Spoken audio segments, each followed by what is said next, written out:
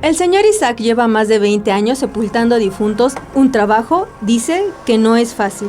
Aquí el que trabaja en el panteón debe tener aguante, y si no tiene aguante mejor que se vaya. Por ejemplo, si está uno que está malo del corazón, lo meten abajo y lo sacan ya para el cajón.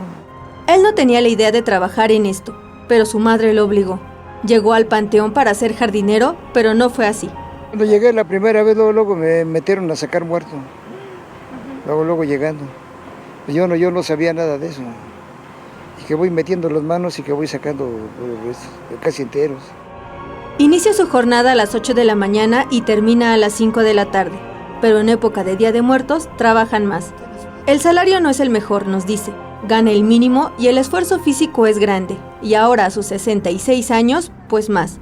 Es durísimo porque sudamos, como quien dice, nos metemos en un vapor. Cuando salimos parece que nos echaron agua. Y no solo hace eso, barre tumbas, si se necesita hace trabajos de albañilería, jardinería y limpieza. A pesar de que las personas llegan a ser groseras y de experimentar experiencias raras como ver siluetas de personas paradas que se desvanecen o haber sido empujado por algo que aún no sabe qué fue, a él le gusta su trabajo, lo valora y agradece. Un día me fueron a parar. ¿Y qué te pasó? ¿Qué?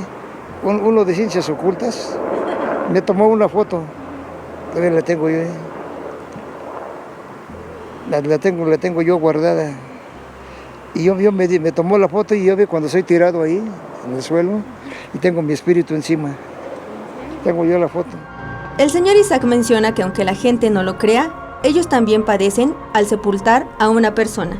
Y todos los preguntan, ¿ustedes no sienten? Yo creo que lo sentimos más que ustedes. Sí, porque estamos viendo a la gente sufrir aquí, llorar y todo. Con imágenes de Manuel Hernández, Mariana Sánchez, 21 Noticias.